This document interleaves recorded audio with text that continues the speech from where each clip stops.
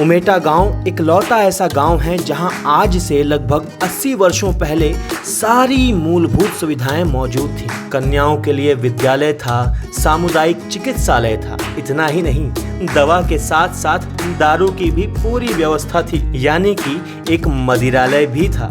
यहाँ राजशाही होते हुए भी लोकतांत्रिक व्यवस्था के अनुरूप अनेकों धर्म जाति के लोग एकजुट होके एक साथ बड़ा खुशहाल जीवन व्यतीत करते थे। वो कैसे? तो आइए जानते हैं।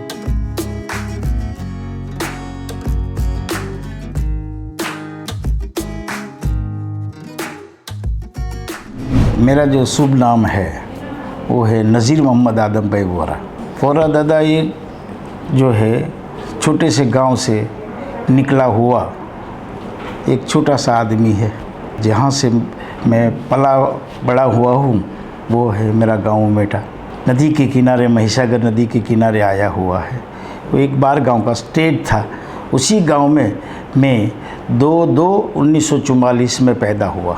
उमेटा गांव की वोरा दादा द्वारा बताई गई अनेकों कहानियों पर आधारित पुस्तक वोरा दादा उवाच क्या है और इसका विचार कैसे आया, इस पर इस पुस्तक के लेखक श्री हरेंद्र भट्ट जी को सुने।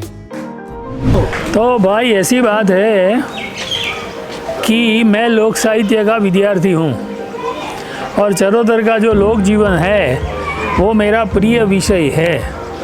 और ये माहिती दाता है जो डॉक्टर नज़ीर भाई आदम भाई वोरा, वो इतने अच्छी बातें जानते हैं चरोतर की कि मैं हर बार उनको पूछता कि मुझे लिख लेने दो, वो कभी आ नहीं पाते। 10 साल से मैं मेहनत कर रहा था। तो फिर गत साल लॉकडाउन में मेरा नसीब अच्छा हुआ और उनमें अल्लाह बसा, तो ये काम शुरू हो गया। तो मैंने कुछ लिखा और फेसबुक पे डाल दिया, तो लोग पढ़ने लगे, तो उनको भी मज़ा आई, मुझे भी मज़ा आई। तो फिर हर रात को मैं 8 बजे उनको फ़ोन करता था, वो माहिती देते थे। 9:30 बजे मैं लिखता था, 10 बजे अपलोड करता था। तो ऐसा मैंने 70 पोस्ट फेसबुक पे अपलोड की। तो जो कुछ लिखा इस गांव के बारे में वो कुछ नया था, इसीलिए कि कोई एक गांव के बारे में, कोई एक गांव की सब बातें कभी कहाँ भी नहीं लिखी गई है कि भाई ये गांव है तो राज परंपरा का गांव है तो इसमें इतने लोग बसते हैं, इतने लोकेलिटी है, वो सब किसी ने नहीं लिखा। हम लिख सके क्योंकि डॉक्टर वोरा साहब इधर रहे थे, उनको लगाव था अपने गांव के लिए, तो उन्होंने बड़े लगाव से माहिती दी, मैंने लिख ली और जो बोले सब कौम के लिए लिखा गया। बहुत मज़ा आई, लिखने में भी बहुत मज़ा आई। और जब लोग पढ़ते थे, सारे विद्वान लोग पढ़ते थे। असू भाई याग्निक तो गुजरात के नामी बहुत बड़े विद्वान हैं लोक विद्या के, अभी उनका देहांत हो गया। वो साहित्य अकादमी के रजिस्ट्रार थे। वो तो हर रात को पढ़ते थे और कमेंट देते थे। हमारा देवराज भाई भी हर रात को कमेंट देते थे। तो ये मज़ा इसीलिए आया कि वो अपनी बात है, 50 साल पुरानी बात है, वो सही बात है, कहीं नहीं लिखी गई है, इसीलिए हमने लिखी। और फिर क्या हुआ कि हमारा एक दोस्त है सुनील भी अडेसरा, बहुत बड़ा फोटोग्राफर है, यूनेस्को ने अवार्ड दिया है। तो वो आए इधर, सारा दिन हम घूमे, करीबन 800 फोटोग्राफ उन्होंने लिए और इन फोटोग्राफ की मदद से हमने ये बुक सजाई। फिर मेरा एक दोस्त है नवीन भाई सोनी, चित्रकार है, वो भूज रहता है, उन्होंने चित्र बनाए। जो हमने फोटोग्राफ नहीं मिले उनको हमने चित्र बनाए।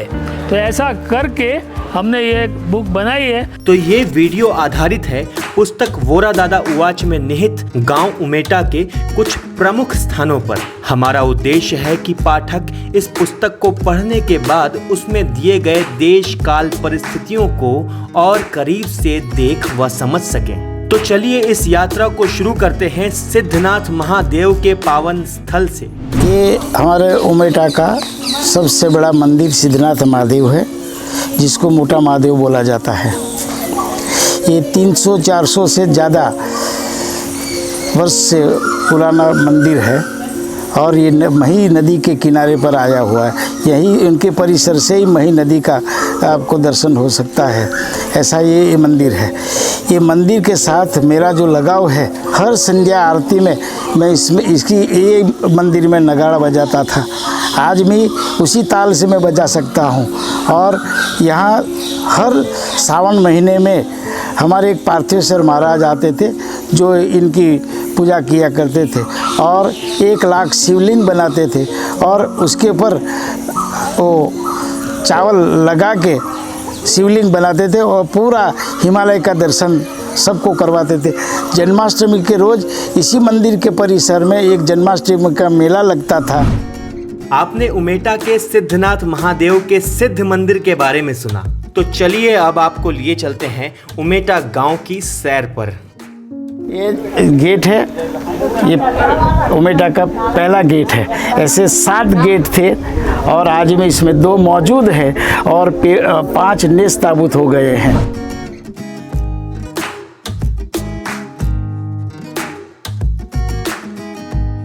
ये जो हमारा जैन देरासर है, उमेटा जैन देरासर, ये 600 से 700 साल पुराना है। यहाँ के जो जैन थे वो पहले पाटन के पास मनुत करके गांव थे, उसी से लोग यहाँ आए और बसे और उन्होंने अपना उमेटा वतन बना दिया। जो साधु महाराज आते हैं, साध्वी महाराज आते हैं, सबके लिए भोजन की व्यवस्था, जैन समाज के लोग दर्शन के लिए आते हैं, वो सबके लिए भोजन की व्यवस्था और सेवा पूजा पाठ दर्शन की व्यवस्था यहीं का जैन समाज करते हैं। उनमें कोई जातिवादी नहीं है, जिसको आना है दर्शन करना है वो मुस्लिम भी आके उसमें दर्शन कर सकता है, ऐसे समरसता वाला है। चलिए अब हम आपको लिए चलते हैं गंगा जमुनी तहजीब के असल परिचायक स्थल पर, एक ऐसी मस्जिद जिसे गांव के ठाकुर साहब ने बनवाया था। ये जो मस्जिद है बहुत पुरानी मस्जिद, अभी इसे को रिनोवेट किया है। ठाकुर साहब ने अपनी ज़मीन में उसी समय बिना भेदभाव किए बिना ठाकुर साहब ने मस्जिद बनाई थी और उनका पूरा निभाव खर्च मौलवी साहब का और दिया बत्ती करने वाला का, उसके लिए उन्होंने ज़मीन दे रखी थी उसी समय। ये समरसता की बड़ी निशानी है। आज उसको गांव लोगों ने इकट्ठा करके फिर से रिनोवेट किया है, मगर कहीं ऐसा नहीं मिला कि दरबारगढ़ के सामने मस्जिद होगी। एक हिंदू स्थान के सामने मस्जिद मुस्लिम का स्थान होगा। यहाँ जब अजान दी जाती है तो लोग मानो ढोल नगारे बजाते हैं तो यहाँ बंद करके चले जाते हैं। ऐसा ये बड़ा हिस्टोरिकल प्लेस जो ठाकुर साहब ने बनवा के मुस्लिमों को अर्पण किया था। आइए अब जानते हैं कि उमेटा के राजशाही परिवार के लोग अब कहाँ हैं और क्या कर रहे हैं। उमेटा स्टेट के 2 राजकुमार थे जो मेयो कॉलेज अजमेर में पढ़े हुए थे। एक थे जगदेव सिंह राम सिंह और एक थे महेंद्र सिंह राम सिंह। जगदेव सिंह राम सिंह का एक लड़का था जो प्रद्युमन सिंह जी जगदेव सिंह, उनका स्वर्गवास हो गया। वो अलकापुरी में हरिनगर में रहते हैं। दूसरा जो था महेंद्र सिंह राम सिंह का लड़का था, वो लक्ष्मण सिंह था, उनका भी स्वर्गवास का, उनका कोई वंश वारस नहीं है। उनकी जो राजमाता है वो इसी निवास स्थान में रहते हैं और दोनों राजकुमार कॉलेज में, मेयो कॉलेज में पढ़े हुए थे। भारत आज़ाद हो गया, इंदिरा गांधी ने सालियाना बंद कर दिया, उसी समय उनका स्टेट ये हो गया, मर्ज हो गया। उनके पास अपनी खुद की कोई नंबर वाला नहीं था, केवल उमेटा 1, 2, 3, 4, 5 ऐसी गाड़ियाँ थी। उसी पर केवल उमेटा लिखा हुआ था, उमेटा 1, उमेटा 2, उमेटा 3।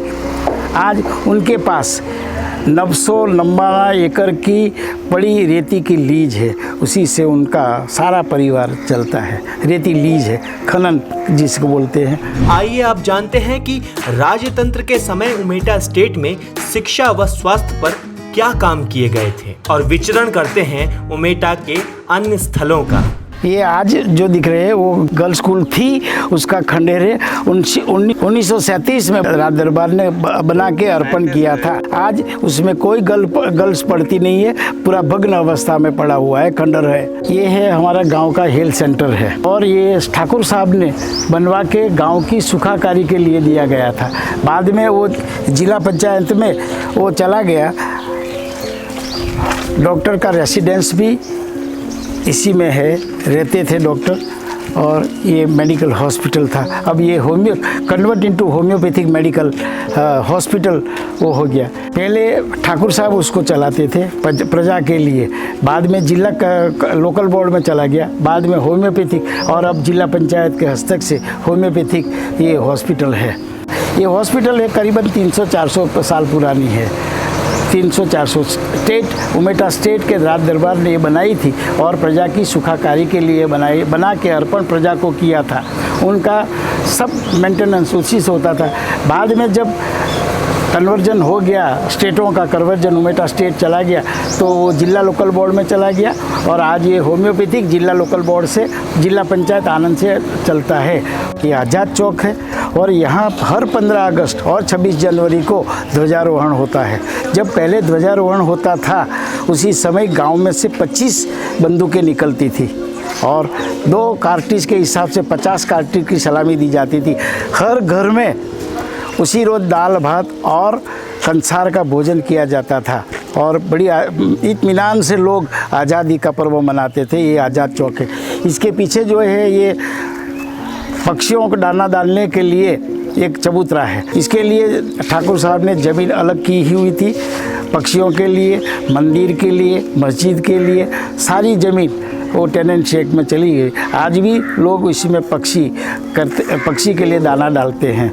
ये हवेली जो है मणिलाल हरगोविंद सेठ की हवेली थी, आज पूरी भग्न अवस्था में है। उनका परिवार का कोई रिश्तेदार यहाँ पर रहता नहीं है। पहले इसमें दारू, ब्रिटिश समय में दारू की वितरण होती थी, उनका पीठा चलता था और ये हवेली में पूरे पेंटिंग अंदर था। वो आज तक कोई हवेली में ऐसा पेंटिंग नहीं था, वो भी सब मल्यामेट हो गया है, आज कोई इसमें नहीं है। ये आज़ाद चौक की एक हवेली थी उनकी, मणिलाल हरगोविंद सेठ की, ये इनका ये निवास स्थान था। दोस्तों अब आप जानेंगे कि जब महिसागर नदी का पानी उफान पर होता तब राजा साहब की पूजा आराधना कैसे पूरे गांव को भीषण त्रासदी से बचा लेती थी। जहाँ पर हम खड़े हैं वहीं पर पानी आ जाएगा तो आप फुर्सत में नहीं होंगे, इसलिए दरबारगढ़ इतनी ऊंचाई पर है और ये गांव इसी पर है। पूर बढ़ता जाता था तो राजा अपनी पाग बांध के पूजा पाठ लेके ब्राह्मण को लेके जाके माता जी की पूजा करते थे और पूजा करने के बाद वो जो नदी है, वो पानी है, धीरे धीरे कम हो जाता था। गांव के किसी लोगों को उसने आज तक इतने साल हो गए किसी को नुकसान नहीं किया है, न किसी कोई डूब गया है, न कोई मर गया है, न कोई किसी की जान गई है। ऐसा इसका इतिहास है। आइए अब अंततः उमेटा स्टेट के अंतिम द्वार का भ्रमण करते हैं और जानते हैं कि कैसे पूरे राज्य के चारों ओर इन द्वारों और दीवारों का निर्माण हुआ था। ये हमारे उमेटा स्टेट का आखिरी छोर है और आखिरी गेट है। जैसे 7 गेट थे उसमें 2 बचे हैं, 5 भग्नावशेष हो गए हैं, पूरा कोट भग्नावशेष हो गया। ये एग्जिट गेट था गांव के बाहर जाने के लिए और वो गेट था वो गांव में आने के लिए था। यहाँ से भी लोग आते थे मगर जाने का इसी रास्ते था। गांव की चारों ओर ये है, पहले खाई थी उसमें पानी भरा जाता था, कोई अंदर नहीं आ सकता था, मगर अब तो डामर रोड हो गया है, रिनोवेट हो गया है, खाई बंद कर दी है।